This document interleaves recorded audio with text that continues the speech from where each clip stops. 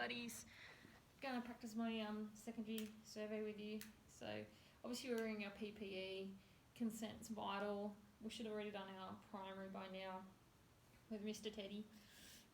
So I want to start off by repeating our set of OBS, which includes respiratory rate, pulse rate, BP, SpO2, so oxygen saturations, temperature, redo a BGL if we're concerned about the first BGL, and redo the ECG if we were concerned about the first ECG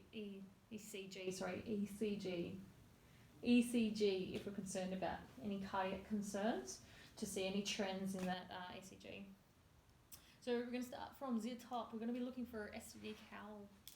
So really, God, I hate that acronym. We're looking for swelling, contusions, abrasions, burns, lacerations, pain, crepitus, deformity, and anything else I've missed there that shouldn't be on a human body that normally functions.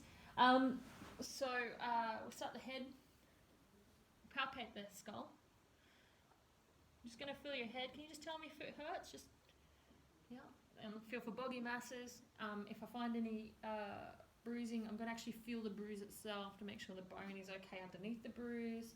I'm going to feel around the eye sockets to make sure they're still stable. I'm going to feel their cheekbones.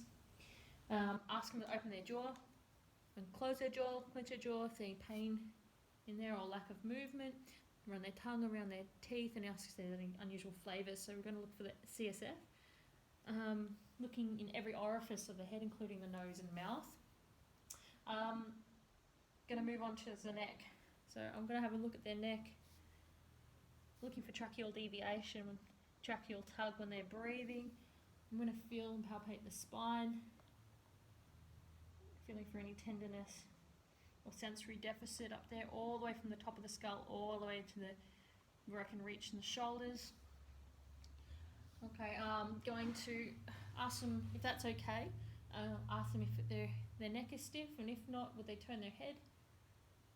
Just as if they're looking to the side. I'm going to look for JVD. Usually it's 45-degree angle. I think of the body is you get the most accurate jugular vein distension. But all the same, if I find it, I'll address it. Then I'm going to move down to the chest. I'm going to expose the chest. I'm going to look at their breathing.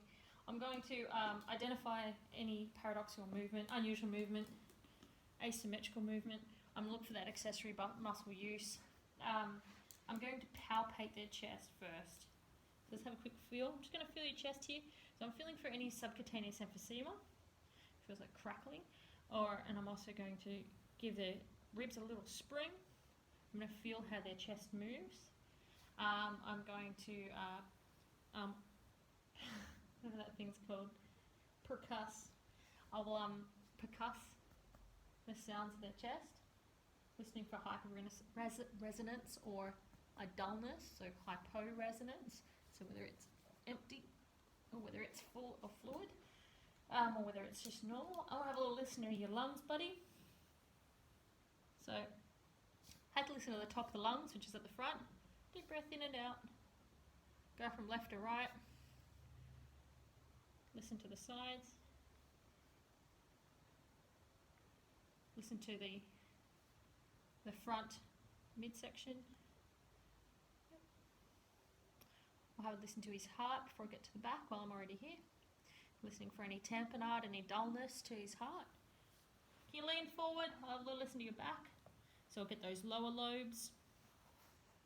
Going from left to right, comparing the two, listening for crackle, wheezes, rhonchi, lack of sound,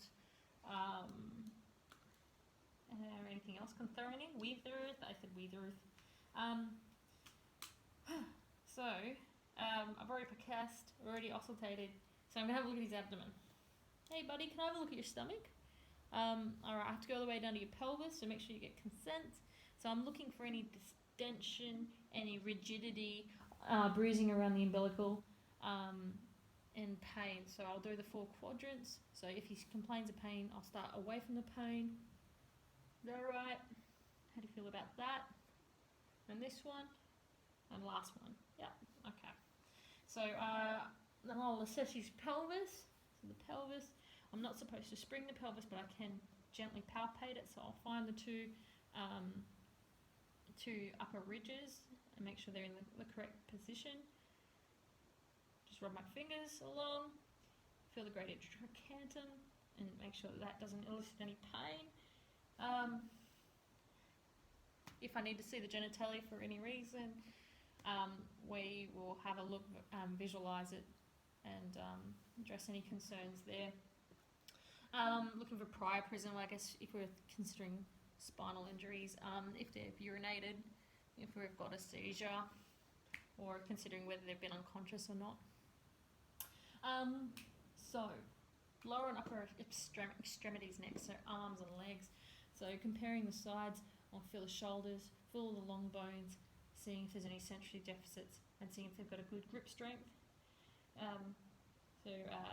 Considering like checking all their motor functions, comparing left to right and what is their normal, and again doing it down the bottom, checking their kneecaps centered, that there's no pain in moving the kneecap, feeling the shin bones, feet, getting external pulses, getting the push against my hands, and there's no sensory deficits, numbness, tingling, and checking cap refill on both of those limbs. So all four of the limbs, hopefully. After we do that, we'll do their posterior. So we want to check his back out. So I can get him to lean forward. That is one way I can do it. If he's sitting up. So I'll have a feel. So feeling for any down his spine, again, to elicit any pain, or looking for emphysema, looking for bruising or lacerations, any of these SD decals that shouldn't be there. If he's complaining about back pain, I'll palpate around that retroperitoneal area.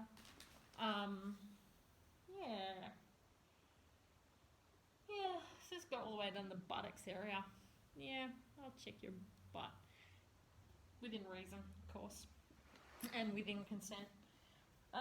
So reassessing his disability includes checking his GCS. Hey mate, do you remember how I got here? Do you remember my name? Seeing if his eyes follow. Will you just grab this for me? Fab. Having a quick look at his pupils again. Excellent. And I've already done hand and grip strength by checking when I checked his limbs.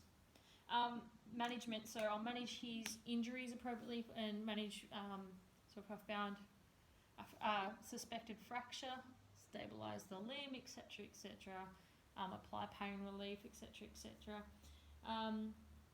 Continue to assess him and make some transport decisions with him if we already haven't.